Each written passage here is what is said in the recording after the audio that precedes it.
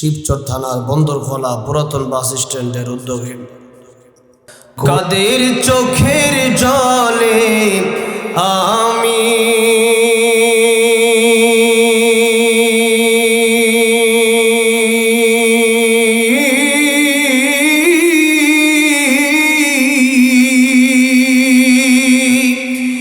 কাদের চোখের জলে আমি পাব পরিত্রাণ কোন জমিনের মাটি আমার হবে গোরস্থান কোন জমিনের মাটি আমার হবে গোরস্থান কারায় আমায় গোসল দিবে কে আনিবে কাফন কারায় আমায় কেঁদে কেঁদে করে দিবে দাফন কারায় আমার পাশে বসে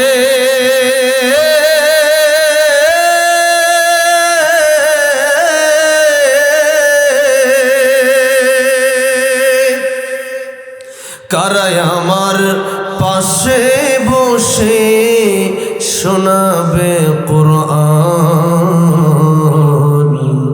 কোন জমিনে মাটি আমার হবে গোরস্থান কোন জমিনের মাটি আমার হবে গোরস্থান কার কাঁধে চড়ে আমি কবর দেশে যাব জানি না কার মোনাজাতে খোদার রহম পাব কার কারণে করবে ক্ষমা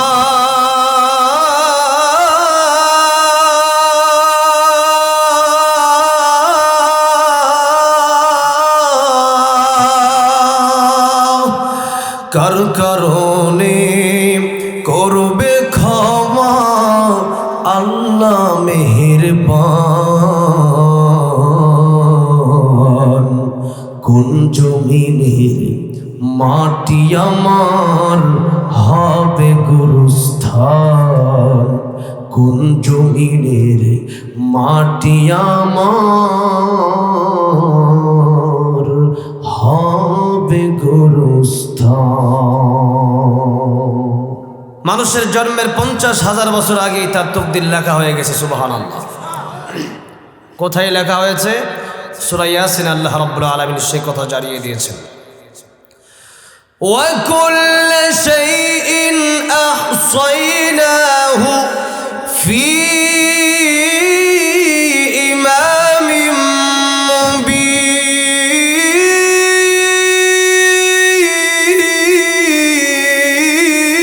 মুবিন আল্লাহ রাব্বুল আলামিন বলেন ফি ইমামিন মুবিন আই ফি কিতাবিন মুবিন লেখা হয়ে গেছে সেই লোহে মাহফুজে আমাদের সবার তকদির যে যা করবে এমনকি একটা গাছের পাতা যে পড়বে এটাও সেই লোহে মাহফুজে লেখা হয়েছে সুবহানাল্লাহ এই জন্য তকদির লেখা হয়ে গেছে এটা পরিবর্তন হয় না তবে আল্লাহর নবী বিশ্বনবী রাহমাতুল লিল আলামিন বলেছেন দোয়ার মাধ্যমে এই তকদির আল্লাহ রাব্বুল আলামিন পরিবর্তন করে দেয়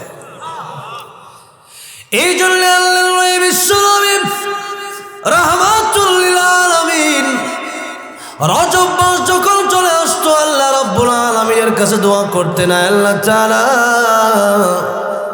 রজবে আর শাবানে বরকত দান করেন আর রমজান পর্যন্ত হায়াত বাড়ায় দেন রমজান পর্যন্ত হায়াতকে বৃদ্ধি করে দেন আল্লাহর নবী বিশ্বনবী রাহমাতুল লিল আলামিন এই জন্য দোয়া করতেন কারণ আল্লাহর নবী বিশ্বনবী রাহমাতুল লিল আলামিন গায়েবের মালিক নয় কিনা গায়েবের মালিক না উনি জানেন উনি কতদিন বাঁচবেন আমাদের সমাজে কিছু রীতি আছে যেরকম এই কথা এখন বললে আপনারা বলতে পারেন হুজুর এই কথাটা আপনি কেন বললেন? তো এই কথাটা আমার বলার দরকার নাই। যদিও আমি একজন হাফেজ মাওলানা, আমি মুফতি না, কিন্তু এই কথাটা এটা আমার বলার দরকার নাই। আমি যদি বুঝাই দেই তাহলে বলবেন এটা কোনো হাফেজ মাওলানা কিছুই হওয়ার দরকার নাই, একজন সাধারণ মুমিনরাই ফতোয়া দিতে পারবে। এটা কিসের ফতোয়ার কথা বললাম? যে কোনো ব্যক্তি আল্লাহকে মানে না, তাই আপনি তারা ঈমানদার বলবেন। কোনো ব্যক্তি আল্লাহর নবী বিশ্বনবী রাহমাতুল লিল আলামিনকে শেষ পয়গম্বর মানে না, আপনি তারা মুমিন বলবেন? যেমন কাদিয়ানীরা মানে না। তাহলে কাদিয়ানি যেহেতু মানে না, তাহলে সে কি? তারা কি? কাফের। তো কোরআন শরীফ এটা আল্লাহর কালাম।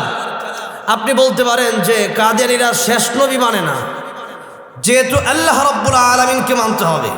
আমরা ছোটবেলায় পড়েছি ইমানে মুফাসসল। আপনারা যারা মক্তব পড়েছেন, এই মক্তব পড়ার দ্বারাই অনেক ফায়দা। এখন তো মক্তব আস্তে আস্তে বন্ধ হয়ে যাচ্ছে। মক্তব বেশি বেশি চালু করবেন, ঘরে ঘরে মক্তব চালু করা চাই।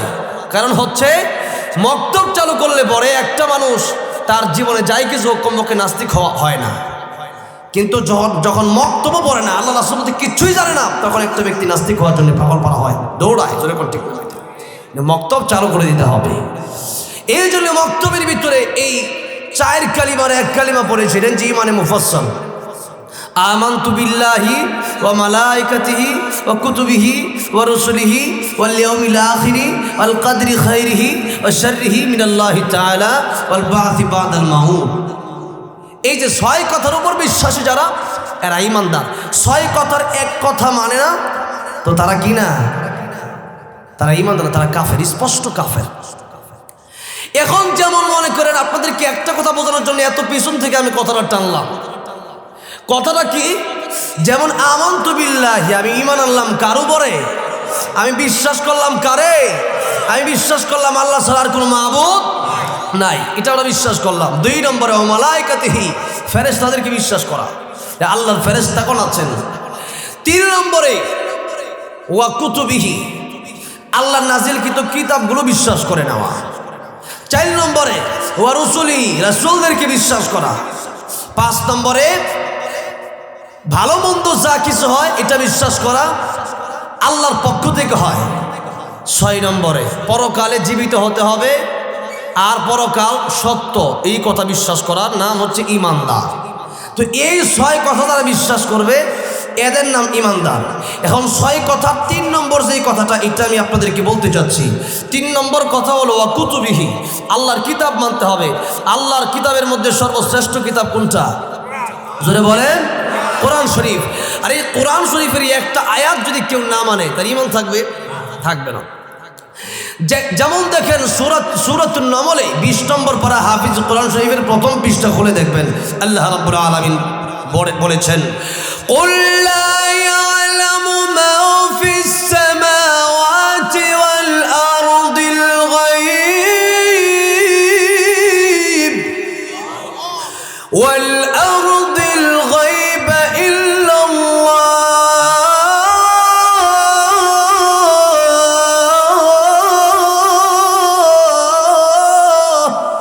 আল্লাহ রাব্বুল আলামিন বলেন যে আসমানের কোনো বাসিন্দা গায়েব জানে না, জমিনের কোনো বাসিন্দাও গায়েব জানে না, ইল্লাল্লাহ, একমাত্র কে ছাড়া? একমাত্র আল্লাহ ছাড়া। যেমন একটা হাদিস শরীফ আছে মিশকাত শরীফের প্রথমে যে হাদিসে জিবরাইল নামে প্রসিদ্ধ মশহুর হাদিস। জিবরাইল আলাইহিস সালাম এসে আল্লাহর নবী বিশ্বনবীকে বলেন ইয়া রাসূলুল্লাহ আখবিরনি আনিল ইসলাম, আখবিরনি আনিল ঈমান, এরকম ভাবে প্রশ্ন করতেছে। ঈমান কারে বলে? ঈমানের ব্যাখ্যা দেন। এরপরে ইসলাম কারে বলে? ইসলামের ব্যাখ্যা দেন। তো রাসূল সাল্লাল্লাহু আলাইহি সাল্লামের ব্যাখ্যা দিতেছেন।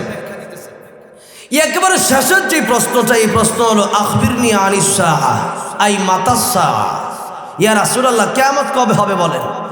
আল্লাহর নবী বিশ্বনবী রাহমাতুল লিল আলামিন বললেন কিয়ামত কবে হবে এটা প্রশ্নকারী যেমন জানে না, অর্থাৎ জিবরাইল যেমন জানে না, আমি নবীজিও জানি। এমনকি ইসরাফিল আলাইহিস সালামের হাতে হলো সিংহা, উনি সিংহা ফু দিবেন, এটা আমরা জানি না। উনি সিংহা ফু দিবেন, এতে কিয়ামত হবে। যেরকম ঠিক না ঠিক? উনি সিংহা ফু দিলে পরে কিয়ামত হবে। উনিও জানে না। সুবহানাল্লাহ। আল্লাহ রাহমাতুল লিল আলামিন এই জব্বাস চলতেছে এই বাসে আল্লাহ নবীকে আল্লাহ রাব্বুল আলামিন মেরাজে নিয়ে গিয়েছিলেন। মেরাজে যাওয়ার পরে ইসরাফিল আলাইহিস সালামের সাথে দেখা, লড়ে না চড়ে না, ইসরাফিল আলাইহিস সালামের সাথে দেখা। আল্লাহ নবী জিবরাইলকে ডেকে বললেন, জিবরাইল লড়েও না চড়েও না, উনি কে? ইয়া রাসূলুল্লাহ, ইয়া হাবিবাল্লাহ, উনি হলো ইসরাফিল আলাইহিস সালাম। ও উনি যে সিঙ্গাফু দেবে ইসরাফিল আলাইহিস সালাম? বলে হ্যাঁ। আল্লাহ নবী বিশ্ব নবী রাহমাতুল লিল আলামিন বললেন, তাহলে একটা সালাম দেওয়া দরকার। ওনার ফুতে যেহেতু পুরা পৃথিবী তছনছ হয়ে যাবে, কত বড় ফেরেশতা চিন্তা করে দেখেন। আল্লাহ নবী বিশ্ব নবী রাহমাতুল লিল আলামিন সালাম দিলেন, আসসালামু আলাইকা ইয়া ইসরাফিল। একটা সালাম দেওয়ার পরে, একবার সালাম দেওয়ার পরে ইসরাফিল আলাইহিস সালাম জবাব দেয় না। নবীজি আবার সালাম দিলেন। একটা সিস্টেম বলে দিই, এখন আমাদের সমাজে আমরা অনেকে সালাম দিই না, যে আসসালামু আলাইকুম, ইমাম সাহেবের সালাম দিচ্ছি, ইমাম সাহেব বাজার করতে ব্যস্ত। তো এরপরে আমরা কি করি, এরপরে আমরা হুজুরে ডাক দিয়া বলি, হুজুর সালাম দিছি তো, সালামের জবাব দেন। জোরে কোন ঠিক না বেঠিক? এরকম বলা যাবে না। একবার দিচ্ছেন, উনি শুনে নাই, আপনি আবার দিবেন আসসালামু আলাইকুম। উনি শুনে নাই, আপনি আবার বলবেন আসসালামু আলাইকুম। নবীজি সাহাবী বলেন, ইয়া রাসূলুল্লাহ, সালাম যদি বারবার দিই, সালাম এই সব কি বারবার আমি পাইতেই থাকবো? রাসূল সাল্লাল্লাহু আলাইহি ওয়াসাল্লাম বললেন, যতবার সালাম দিবা তোমার সালামের নেকি তুমি পাইতেই থাকবা। সুবহানাল্লাহ। আল্লাহ নবী বিশ্বনবী রাহমাতুল লিল আলামিন দ্বিতীয়বার সালাম দিলেন, আসসালামু আলাইকা ইয়া ইসরাফিল। ইসরাফিল আলাইহিস সালাম সালামের জবাব দিবে তো দূরের কথা, উনি লড়েও না। আল্লাহ নবী বিশ্বনবী তৃতীয়বার সালাম দিলেন, আসসালামু আলাইকা ইয়া ইসরাফিল। এবার ইসরাফিল আলাইহিস সালাম এখনো সালামের জবাব দেয় না। অথচ আল্লাহ নবী বিশ্বনবী বড় না ইসরাফিল বড়? রাহমাতুল লিল আলামিন নবীজি বেশি বড়, ঠিক না বেঠিক?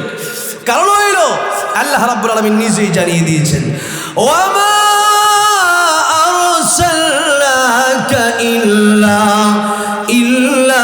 রাহমাতাল লিল আলামিন।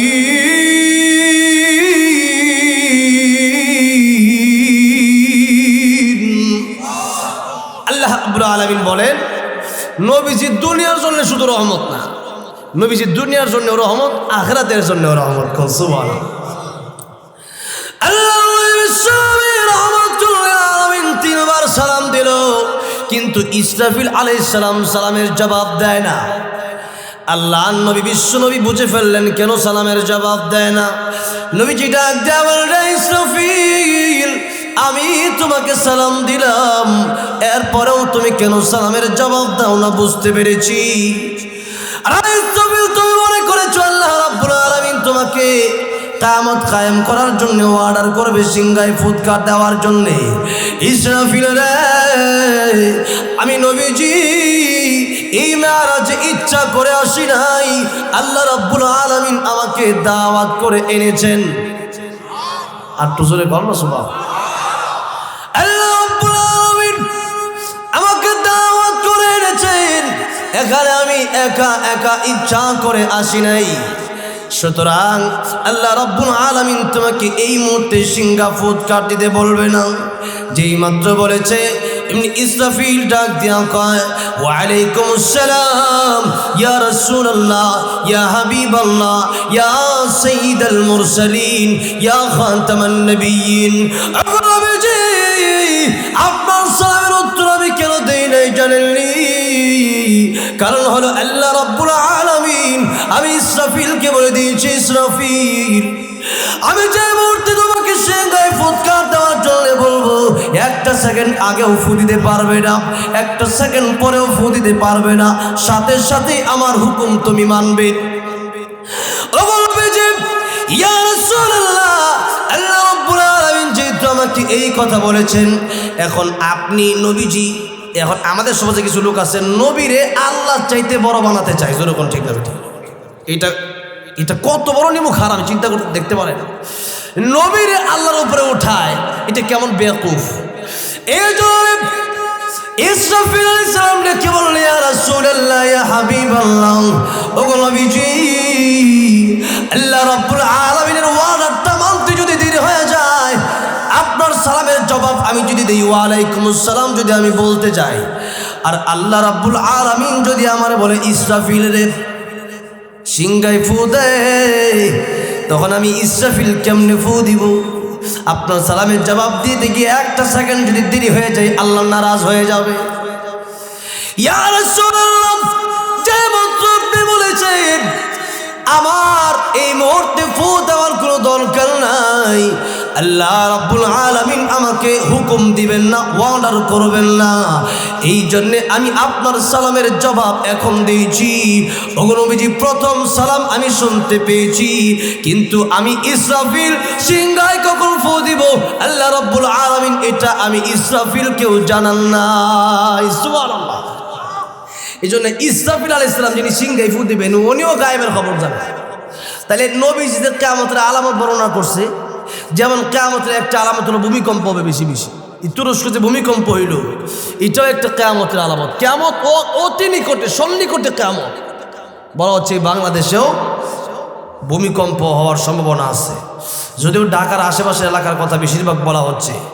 কিন্তু শুধু কি আল্লাহ যদি ভূমিকম্প দেয় তাহলে কি শুধু ঢাকা হবে? আল্লাহ কি মাদারীপুর, ফরিদপুর দিতে পারে না? আল্লাহ পাক দিতে পারে। এখন আমাদের সমাজে কিছু লোক আছে বলে যে আমরা মোকাবেলা করব। আচ্ছা বলে তো মোকাবেলা করা যাবে সম্ভব? আল্লাহ এক ধাক্কা মেরে ফেলা দিচ্ছে, 3টা বাজে, আপনারা 3টা বাজে ঘুমাইবেন, কেন মোকাবেলা করবো? যেরকম ঠিক না মিঠি, এগুলো ফালতু কথা। আল্লাহর আযাবের সাথে মোকাবেলা করা যায়। যেমন আল্লাহ রাব্বুল আলামিন এক আয়াতের ভিতরে বলেছেন, ওয়াত্তাকু ফিতনাতাল লা তুসিবান্নাল্লাযীনা যালামু মিনকুম খাসসাহ ওয়া'লামু আন্নাল্লাহা শাদীদুল ইকাব। আল্লাহ রাব্বুল আলামিন বলেছেন যে আমার আযাবকে তোমরা ভয় করো, মোকাবেলা করবো এই কথা বলা যাবে না, বরং আল্লাহর আযাব থেকে যদি বাঁচতে হয় বেশি বেশি সেজদা দিতে হবে। কি দিতে হবে? সেজদা দিতে হবে। বেশি বেশি আল্লাহর ইবাদত করতে হবে, বেশি বেশি কোরআন পড়তে হবে, বেশি বেশি দান করতে হবে, বেশি বেশি সদকা করতে হবে। আর সদকা তো তারাদ্দুল বালা, দান করলে পরে বালা মুসিবত দূর হয়ে যায়। সুবহানাল্লাহ। বেশি বেশি দান করতে হবে, ইবাদতে লেগে থাকতে হবে, নামাজ পড়তে হবে, তাহলে এই বিপদ থেকে বাঁচা সম্ভব। আপনি মনে করেন আল্লাহ দিবে একবারই, আমি দিলাম আরেক বসি, তাহলে কি হইব? এটা ঠাট্টা করা হইলো, যেরকম ঠিক না মিঠি। তুরস্কের ভিতরে আপনারা করে থাকবেন যারা ফেসবুক চালান, ইউটিউব চালান, একটা ছবি বারবার ভেসে আসতেছিল আমার চোখের সামনে। 3টা রুটি নিয়ে একজন মুরব্বী কাঁদতেছে আর দাঁড়ায় রয়েছে, মাত্র 3টা রুটি নিয়ে। আমি প্রথম বুঝতে পারি নাই 3টা রুটি নিয়ে কান দেখেন। অতঃপর শুনলাম সেই মুরব্বীর 3টা বিল্ডিং ছিল, এখন 3টা বিল্ডিং তার দোষে পড়ে গেছে, ধ্বংস হয়ে গেছে ভূমিকম্প হওয়ার কারণে। এখন সে যে রুটি কিনে খাবে সেই টাকাও তার নাই। আরেকজন 3টা রুটি দিচ্ছে, সে চিন্তা করতেছে 3টা রুটি আগে আমার বিল্ডিং ছিল 3টা, এখন 3টা রুটিও আমার তকদিরে নাই। 3টা রুটি আরেকজন আমার দান করছে, এই জন্যে পাইছি, না এইটাও পাইতাম না। চিন্তা করে দেখেন, সকালবেলার ধনীরে তুই ফকির, সন্ধ্যাবেলা। এটাই বাস্তব কথা। আল্লাহ চাইলে কি না পারে তার প্রমাণ। এই জন্যে বলতেছিলাম আল্লাহ নবী বিশ্বনবী বলে গেছেন কিয়ামতের আগে ভূমিকম্প হবে। কিয়ামতের প্রথম আলামত তো বিশ্বনবীর ইন্তেকাল, বিশ্বনবীর জন্ম হওয়া, বিশ্বনবীর ইন্তেকাল হওয়া, এটাও কিয়ামতের আলামত। কিয়ামতের আলামতে সব খারাপ বিষয়টা এমন না, কিছু ভালোও আছে। যেমন আল্লাহ নবী শেষ নবী, এরপর আর কোনো নবী আসবে না, তার মানে শেষ নবী চলে এসেছে, কিয়ামত খুব কাছে। তো এটাও একটা কিয়ামতের আলামত, এই যে ভূমিকম্প হওয়া। তো এই ভূমিকম্প থেকে আল্লাহ রাব্বুল আলামিন আমাদের সকলকে হেফাজত করবেন, আমিন। গোটা বাংলাদেশকে আল্লাহ হেফাজত করবেন, আমিন। তামাম বিশ্বের সমস্ত মুসলিমদেরকে আল্লাহ হেফাজত করবেন, আমিন। এখন আসেন, তাহলে আমি যেই কথাটা বোঝাইতে চাচ্ছি যে আল্লাহ নবী বিশ্ব নবী রাহমাতুল লিল আলামিন যে বললেন যে এইটা হবে ওইটা হবে কিয়ামতের আগে, 40 থেকে 50টা আলামত আছে। তাহলে এই আলামতগুলো আল্লাহ নবী বললেন কেমনে গায়েবের খবর না জানলে? এটা অনেকে জিজ্ঞাসা করে। তো নবীজি বলেছেন উতিতু ইলমাল আউয়ালিন ওয়াল আখিরিন। আদম আলাইহিস সালাম থেকে নিয়ে শুরু করে এই পর্যন্ত পৃথিবীতে যত মানুষ এসেছে, কিয়ামত পর্যন্ত যত মানুষ পৃথিবীতে আসবে, সবার যত ইলম হবে, জ্ঞান হবে, এর চাইতে বেশি জ্ঞান আল্লাহ রাব্বুল আলামিন আমি নবীকে দান করেছি। তো নবীজিকে আল্লাহ রাব্বুল আলামিন যে খবর দিয়েছেন, যে ইলম দিয়েছেন, সে তো আমাদের নাই। এর মানে যে নবী গায়েব জানে না, এটা স্পষ্ট হলো হাদিসে জিবরাইল থেকে, মেশকাত শরীফের হাদিস থেকে। নবীজি বলেন কিয়ামত কবে আমি জানি না। আর আল্লাহ রাব্বুল আলামিন এটাই বলেছেন কুল লা ইয়ালামু মান ফিস সামাওয়াতি ওয়াল আরদিল গায়বা ইল্লাল্লাহ। আমি আল্লাহ ছাড়া গায়েবের খবর কেউ জানে না। বলতেছিলাম আল্লাহ নবী, বিশ্ব নবী, উনিও জানতেন না যে উনি কতদিন বাঁচবে, এরপরে উনি কবে মরবে, এটাও আল্লাহ রাব্বুল আলামিন ওনাকে জানায়। কারণ এই দুইটা জিনিস, একটা হলো মৃত্যু আর একটা হলো কিয়ামত।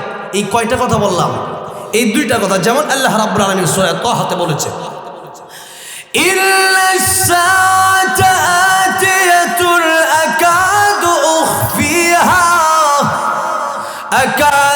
উখফিহা লিতুজজা কুল্লু নাফসিন বিমা তাসা। আল্লাহ রাব্বুল আলামিন বলেন যে নিশ্চয়ই কিয়ামত আনেওয়ালা, কিয়ামত আসবে, আর আমি আল্লাহ রাব্বুল আলামিন আকাদু উখফিহা, এটাকে গোপন করে রাখছি। কেন গোপন করে রাখলাম? আর কিয়ামত কেন হবে? যে প্রত্যেকটা মানুষকে, জানোয়ারকে সহ বদলা দেওয়া হবে কিয়ামতের কঠিন ময়দানে। কারণ দুনিয়াতে অনেক সময় ইনসাফের বিচার হয় না, তো এই বিচারগুলো কিয়ামতের ময়দানে করা হবে। তবে আল্লাহ রাব্বুল আলামিন বলেন আকাদু উখফিহা, এগুলো আমি আল্লাহ গোপন রেখে দিছি। যেমন এই কিয়ামতের কথা নবীজি হাদিস শরীফের ভিতরে বলেছেন মান মাতা ফাকাত কামাত কিয়ামাতুহু। যেদিন তুমি মরবা সেদিন থেকে তোমার কিয়ামত শুরু হয়ে যাবে। অর্থাৎ কিয়ামতের কঠিন মধ্যে হিসাব হবে। সেদিন যে আপনি জান্নাতে যাবেন আর জাহান্নামে যাবেন, বিষয়টা কিন্তু এমন না। আল্লাহ নবী বলেন আল কবরু রাউযাতুম মির রিয়াজিল জান্নাহ আও হুফরাতুম মিন হুফারিন নার। কবরটা কারোর জন্য জান্নাতের বাগান হয়ে যাবে, আর কারোর জন্য জাহান্নামের গর্ত হয়ে যাবে। সুতরাং বোঝা গেল মৃত্যুর সময় থেকেই তার হয়তো আযাব হবে, আর নয়তো সে বেহেশতে যাবে। সেটা মৃত্যুর সময় থেকেই তার গণনা শুরু হয়ে যাবে। এই জন্যে আল্লাহ রাব্বুল আলামিন জানায় না, কারণ জানাইলে আবার সমস্যা ছিল না। এক নম্বরে র্যাব দিয়া, সেনাবাহিনী দিয়া, পুলিশ দিয়া, বিডিআর দিয়া মানুষকে কন্ট্রোল করা সম্ভব ছিল না। কেন? আল্লাহ রাব্বুল আলামিন যদি জানাইতো আপনারা যে আপনার মৃত্যু 2030 সালে হবে, তা আপনি চিন্তা করতেন আরো 7 বছর বাকি আছে, তো ট্রাক আসতেছে, হরেন দিচ্ছে, আপনি কি করতেন? ট্রাকের সামনে দাঁড়ায় থাকতেন। কেন? আপনার তো মরণ হবে না। ট্রাক হরেন দিচ্ছে, আপনি বলতেন আমার উপরে দেওয়া যাবো না, যেরকম ঠিক না বেঠি। কারণ হইলো আমার তো মরণ হবে না, আরো 7 বছর বাকি আছে আমার। তা পুলিশ আর র্যাব কামবাচ্ছে এখানে। তো এই জন্যে আল্লাহ রাব্বুল আলামিন জানায় না, কারণ উশৃঙ্খলতা হয়ে যাবে। তখন সিস্টেম, নিয়ম শৃঙ্খলা, পুলিশ আর্মি বিডিআর দেওয়ার কাম হইতো না। এই জন্যে আল্লাহ রাব্বুল আলামিন জানায় না। আর 2 নম্বর কথা হইল আল্লাহ রাব্বুল আলামিন বলেছেন লা তাকনাতু মির রাহমাতিল্লাহ, আমার রহমত থেকে নৈরাশ হয়ে যায় না। আল্লাহর আযাব যত, তার চাইতে বড় আল্লাহর রহমত। কোন সুবহানাল্লাহ। তো এই জন্য আল্লাহর রহমত থেকে নৈরাশ না হওয়া মানে আপনি তওবা করলে সারা জীবন গুনাহ করছেন, আল্লাহ সব মাফ করে দেবে। সুবহানাল্লাহ। কেবলমাত্র বান্দার হক ছাড়া। কোন হক ছাড়া? বান্দার হক ছাড়া। আর আল্লাহ রাব্বুল আলামিন এক আয়াতে বলেন শিরিক ছাড়া। তো শিরিক আর বান্দার হক, বান্দার হক আপনি 10,000 বার কাবা শরীফ তওয়াফ করবেন, বান্দার হক মেরে খেয়েছেন, তো বান্দার হক না দেওয়া পর্যন্ত 100,000 বার কাবা শরীফ তওয়াফ করলো আপনার গুনাহ মাফ হবে না। বান্দার হক মারা যাবে না, আল্লাহর হক আল্লাহ চাইলে মাফ করে দিবে, তওবা করলে মাফ করে দিবে। তো তওবা করলে আল্লাহ রাব্বুল আলামিন মাফ করে দিবে যেহেতু, তো আপনি চিন্তা করবেন যত আকাম কুকাম, যত গুনাহ আছে সব এখন থেকে করি, স্টার্ট দেব। 2030 সালে, 29 সালে যে মসজিদে ঢুক মার বেরোবো না, যেরকম ঠিক না বেঠিক। এই চিন্তা আসার সম্ভাবনা আছে না নাই? আর আপনি যে এখন থেকে আল্লাহর ভয়ে যে একটা ইবাদত করতেছেন, এই যে একটা মাহফিলে আসছেন, এক একটা আয়াত শুনতেছেন, শিখতেছেন, এক একটা আয়াত শিখলে আল্লাহ নবী বলেন 100 রাকাত নফল নামাজের চাইতেও বেশি সওয়াব হবে। কোন সুবহান। এখন যদি জানতো যে 30 সালে আমার মৃত্যু হবে, তো অনেকে মাহফিলেও আসতো না। কেন? যে সব দিয়ে আমি কী করবো, তওবা করে এলাম সেই 29 সালে বা 30 সালে শুরুতেই, জানুয়ারি মাসে, ফেব্রুয়ারিতে আমার মৃত্যু হইব। এরকম একটা চিন্তা চেতনা থাকলে বলে তার ইবাদত বন্দিগি নষ্ট হয়ে, যদি ইবাদত করতো না, জোরে কোন ঠিক না ঠিক, গাফেল হয়ে যেত। আর সারা জীবনের ন্যাক মিলে যে ন্যাক হবে, তা আমাদের কঠিন পাল্লাতে ওজন দিলে, এটা যদি আপনি সারা জীবন ইবাদত না করে কেবলমাত্র 1-2 মাস মসজিদে জিল্লা দেন, তাহলে কি সেই ইবাদতের সমান হবে? সারা জীবনের হবে না।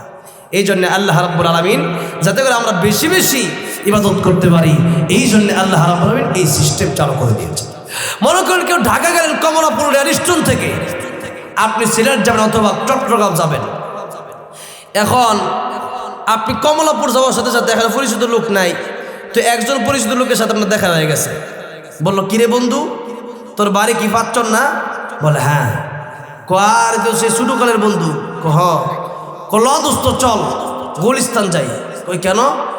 ট্রেন আসবে কবে, এটার কোনো খবর নাই। তো চল গিয়া মিষ্টি মিষ্টি খাই, কিছুর পর আস্তে আস্তে আমনের ট্রেন আসুক। সে চিন্তা করছে ট্রেন তো আসতেছে না, কখন আসবে, আগে খেয়ে দিয়ে আসি, পরে ট্রেন আসবে। এই চিন্তা করে সে তার বন্ধুর সাথে গেছে গুলিস্তান, মিষ্টি খাইতো, বিরিয়ানি খাইতো, অথবা পুরান ঢাকা গেছে কাচ্চি বিরিয়ানি খাইতো। পুরান ঢাকার বিরিয়ানি খুব ভালো। তো এখানে যেহেতু গেছে, চিন্তা করছে এত বড় একটা ব্যাগ লইয়া যাবো, দরকার নাই। এই ব্যাগটা একটা দোকানে রেখে গেছে, ভাই ব্যাগটা রাখেন, আমি 10-15 মিনিট পরে বা 1 ঘন্টা পরে আসতেছি, ট্রেন আসতে পরে আসবো। ব্যাগটা রাখছে একটা দোকানে। এরপরে টিকিট যে কাটছিল ট্রেনের, এটা রাখছে আরেক দোকানে। এটা রাইখা সে গেছে মিষ্টি খাওয়ার জন্য। এখন যে এমনি মিষ্টি খাওয়ার জন্য গেছে, এমনি সে শুনতে পারছে যেভাবেই হোক, খবর পাইছে যে ট্রেন কমলাপুর রেল স্টেশন চলে আসছে, এখন ট্রেন ছেড়ে দিবে। এখন যেই মাত্র বিরিয়ানি মুখে দিবে, এখন সে শুনছে ট্রেন এসে পড়ছে। এখন সে চিন্তা করতেছে, বন্ধুরে ট্রেন তো এসে পড়ছে, বন্ধু খাবো কেমনে, ট্রেন চলে গেলে তো আমার সব শেষ, আমার খুব জরুরি কাজে যেটা অথবা সিলেট যাবো, এখন ট্রেন চলে গেলে তো আমার সব শেষ। ঠিক না ঠিক? সে এখন আফসোস করতেছে আর মাথায় হাত দিচ্ছে, এখন আমি কই, ট্রেন কই, টিকিট কই, ব্যাগ কই। ঠিক না বেঠিক? যেরকম ঠিক না বেঠিক? ঠিক তেমনি ভাবে যে ব্যক্তি মরণের গাড়ি আসার আগে মরণের গাড়িতে চলার জন্য তার সামান ঠিক করে নাও, সেই ব্যক্তির সামনে যখন মালাকুল মাউত আজরাইলের গাড়ি যখন চলে আসে, সেই ব্যক্তি তখন হাঁপাইতে থাকে। মাথায় একবার হাত দেয়, একবার গালে হাত দেয়, আরেকবার হাঁটুতে হাত দেয়। কে যে চিৎকার, কে করেছিলাম সারাটা জীবন, এই টাকা পয়সা কার জন্য কামিয়েছিলাম, আজকে আমার মৃত্যু হয়ে যাবে। পৃথিবীর যত বড় ডাক্তার হোক না কেন, মৃত্যু থেকে কেউ রেহাই দিতে পারবে না। পারবে? মৃত্যু থেকে কেউ বাঁচাতে পারবে না। আজকে মালাকুল মাউত চলে এসেছে। ও আমার সন্তান রে, ও আমার ভাই রে, ও আমার বোন রে, একটু দেখো না আমার বাঁচানো যায় কিনা। সবাই চেষ্টা করবে কিন্তু বাঁচানো সম্ভব হবে না। আপনার আস্তে ধীরে কবর নিয়ে যাবে। আপনি যখন কবরে যাবেন, সবাই কবর পর্যন্ত গেলেও কবরের ভিতরে কিন্তু আপনার বাপও যাবে না, আপনার মাও যাবে না। ঠিক না বেঠিক? কল্লাবিহীন দেহ নিয়া একটা দৌড় দিছে, শত শত গজ চৌড়ায়া সেই বাচ্চাকে হত্যা করে এরপরে তিনার মৃত্যু হয়েছে, শাহাদাতের মৃত্যু। সুবহানাল্লাহ। আল্লাহর ওলিরা যখন আল্লাহর কাছে কোনো কিছু চায়, সে আবদার আল্লাহ পুরা করে দেয়। বেলাল রাদিয়াল্লাহু আনহু বলল, রে আজরাইল, আল্লাহর নবী বিশ্ব নবী রাহমাতুল লিল আলামিন বলেছেন, কোন ব্যক্তি যদি আল্লাহর ওলি হয়, আল্লাহর পেয়ারা বান্দা হয়, সেই ব্যক্তি আল্লাহর কাছে কোনো কিছু যদি চায়, আল্লাহ পুরা করে দেয়। রাসূল, আল্লাহর কাছে তুমি বলো আল্লাহ যেন আমারে আর কিছু টাইম দেয়, কিন্তু আমি আর বেঁচে থাকার জন্য টাইম চাই না। আল্লাহ রাব্বুল আলামিনকে বলো আমি 4 রাকাত নামাজের জন্য সময় চাই। কয় রাকাত? 4 রাকাত নামাজের জন্য আমি সময় চাই। আল্লাহ রাব্বুল আলামিন ডেকে বলল, আজরাইল রে, আমার বেলালের আবদার আমি আল্লাহ রাব্বুল আলামিন মঞ্জুর করে নিলাম। বেলালকে 4 রাকাত নামাজের জন্য সুযোগ দেওয়া হলো। বেলাল রাদিয়াল্লাহু আনহু ডাক দিয়া বলল, আসাইন রে, আমার 1 রাকাত নামাজ যখন আমি পড়ব তখন আমার জান তুমি কবজ করবে না। 2 রাকাত নামাজ পড়বো, আমার জান তুমি কবজ করবে না। 3 রাকাত নামাজ পড়বো, আমার জান তুমি কবজ করবে না। রাসূল 4র্থ রাকাতে আমার প্রথম সিজদায় তুমি জান কবজ করবে না। আমার 4র্থ রাকাতের দ্বিতীয় সিজদায়, লাস্ট সিজদা যখন আমি চলে যাব, ও আসাইল তুমি আমার জান কবজ না করা পর্যন্ত আমি বেলাল আর কোনোদিন জমিন থেকে মাথা উঠাবো না। বেলাল রাদিয়াল্লাহু আনহু মৃত্যুর জন্য সাথে সাথে প্রস্তুত হয়ে গেলেন। এরপর নামাজের জন্য চাইলেন, কারণ হলো যাতে করে আল্লাহ আমার মনিব, আমি তার গোলাম, এটা নামাজের মাধ্যমে প্রকাশিত হয়ে যায়। সুবহানাল্লাহ। আর হাসরের ময়দানে যেন আমি এইভাবে উঠতে পারি। এই জন্যে মৃত্যুর প্রস্তুতি কি আরো 1-1.5 বছর 2 বছর পরে থেকে নিলে হবে, নাকি এখন থেকে নিতে হবে? ও দুনিয়ার মুসলমান, ও আমার প্রাণের যুবক ভাইরা, এই জন্য মৃত্যুর প্রস্তুতি এখন থেকেই নেওয়া লাগবে। আল্লাহ নবী রাহমাতুল লিল আলামিন একটা হাদিস আপনাদের সামনে খুতবার শুরুতেই আমি তেলাওয়াত করেছিলাম। সেই হাদিসের কথাটা বলি আজকের আলোচনা আমি শেষ করে দেব।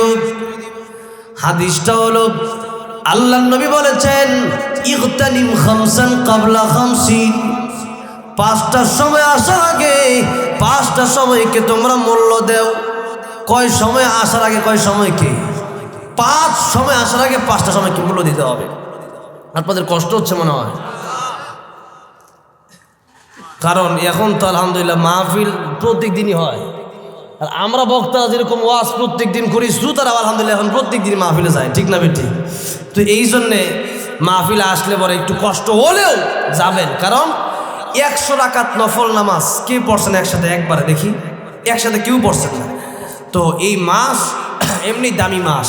আর দ্বিতীয় কথা হলো, এক একটা আয়াত মানুষ যখন শিখে তখন আল্লাহ এক একটা আয়াতের বিনিময়ে 100 রাকাত নফল নামাজের চেয়ে বেশি সওয়াব আল্লাহ তাআলা দিয়ে দেয়। কত সওয়াব আমরা নিতে পারতেছি আজকে। পরের আমল তো পরের কথা, এখন যে নগদ একটা নিতে পারতেছি, আমরা নগদে বিশ্বাসী, যেরকম ঠিক না বেঠিক?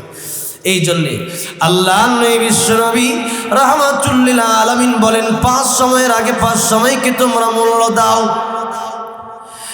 1 নম্বরে শাবাবাকা ক্বাবলা হারামিক, যুবক বয়স থাকতেই, বৃদ্ধ হয়ে যাওয়ার আগেই যুবক বয়সকে মূল্য দাও।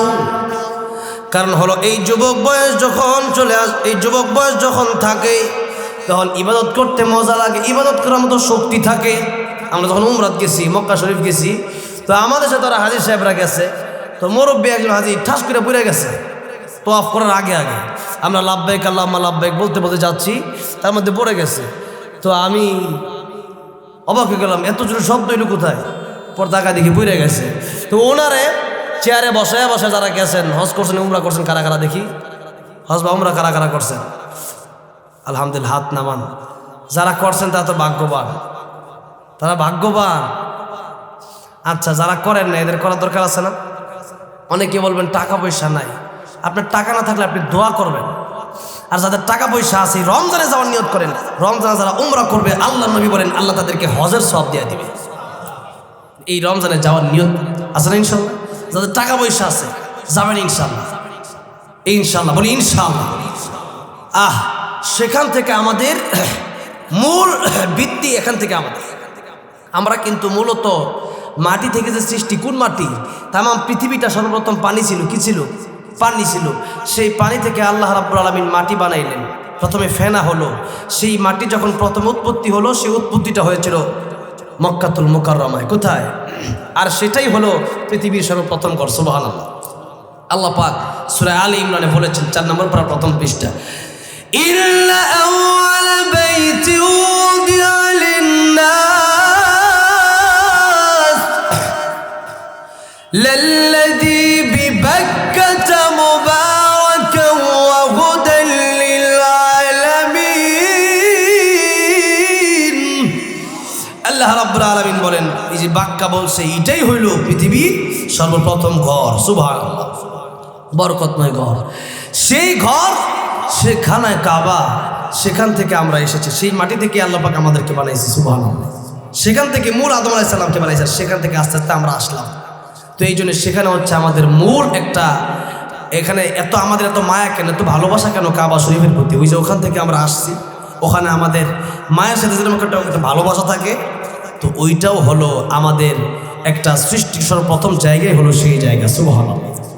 আর 2 নম্বরে মদিনায় যাবেন কেন? কারণ যার মাধ্যমে ইসলাম পাইছি, যার মাধ্যমে ঈমান পাইছি, যার মাধ্যমে কোরআন পাইছি, যার মাধ্যমে আদর্শ পাইছি, সেই নবী সেখানে জীবিত হায়াতুল নবী। কোন সুবহানাল্লাহ।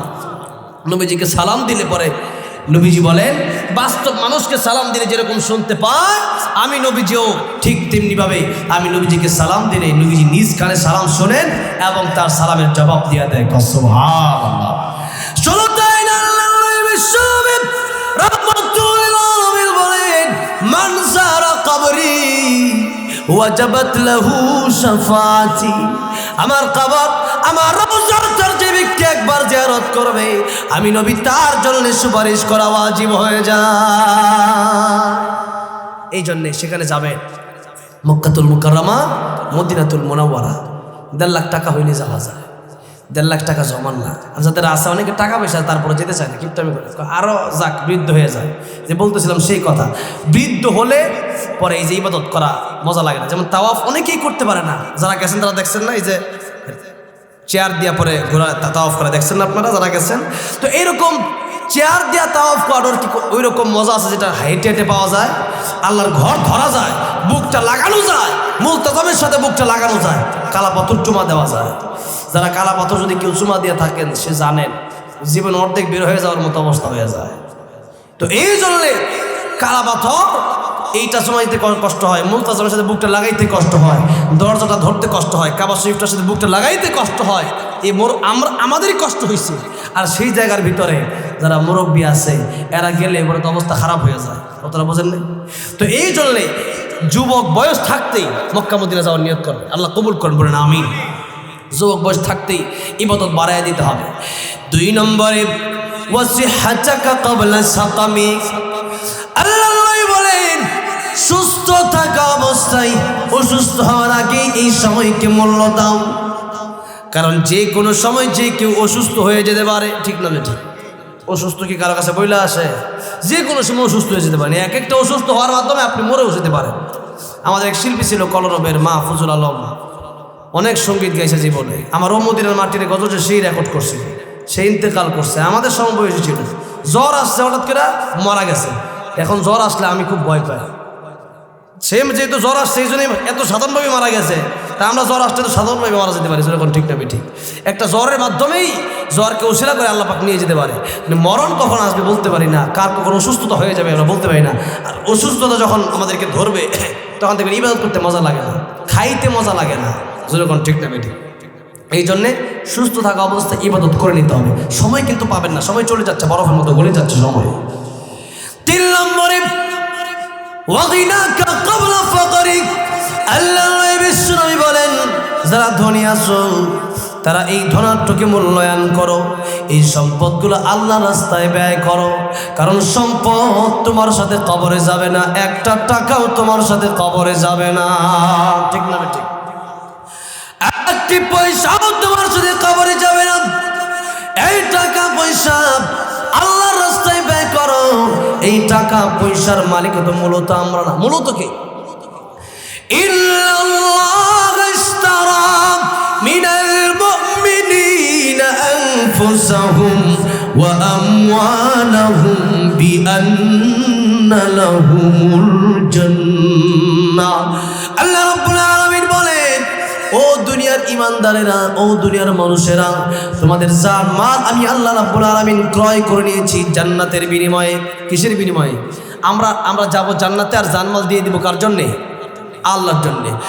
ইন্না সলাতি ওয়া নুসুকি ওয়া মাহইয়ায়া ওয়া মামাতি লিল্লাহি রাব্বিল আলামিন।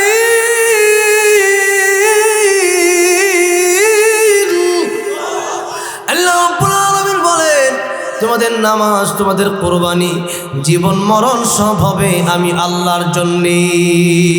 কার জন্য হবে? আল্লাহর জন্যই হতে হবে। বলতেছিলাম এই ধন সম্পদ তাহলে খরচ করতে হবে কার রাস্তায়? এগুলোর মূলত মালিককে। এই যে মাটিগুলা আমরা যারা জমি কিনি, জমির মালিক যদিও আমরা দেখতে পারি যে আমি এই জমির মালিক, কিন্তু জমি আসলে কি আমাদের? আমাদের জমি, জমির মালিক কে? এই জন্য কবি বলেন, পরের জায়গা পরের জমি, ঘর বানায় আমি রই, আমি তো সেই ঘরের মালিক নই। ঠিক না ঠিক? পরের জায়গা পরের জমি, ঘর বানায় আমি রই, আমি তো সেই ঘরের মালিক নই। ও সেই ঘরখানা যার জমিদারি,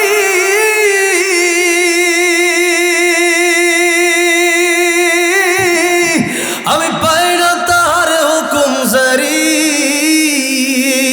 আমি পাই না জমিদারের দেখা, আমি পাই না জমিদারের দেখা, মনের দুঃখ করে কই, আমি তো সেই ঘরের মালিক নই, আমি তো সেই ঘরের মালিক নই। বলেন না, পরের জায়গা পরের জমি, ঘর বানায় আমি রই, আমি তো সেই ঘরের মালিক নই, আমি তো সেই ঘরের মালিক নই। জমিদারের ইচ্ছা মতো দেই না জমি চাষ, তাই তো ফসল ফলে না রে দুঃখ 12 মাস। আমি খাজনা পাতি সবই দিলাম,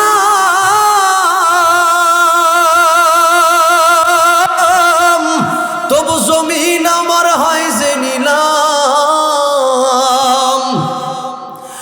আমি চলি যে তার মন জোগায়া দাখিলে মিলে না সই, আমি তো সেই ঘরের মালিক নই। বলেন না, পরের জায়গা পরের জমি, ঘর বানায় আমি রই, আমি তো সেই ঘরের মালিক নই। পরের জায়গা পরের জমি, ঘর বানায় আমি রই, আমি তো সেই ঘরের মালিক নই। ঠিক না বে ঠিক? এই সম্পদ, এই মূল, এই যে মাটি সৃষ্টিকার, আমাদেরকে সৃষ্টি করছেন কি?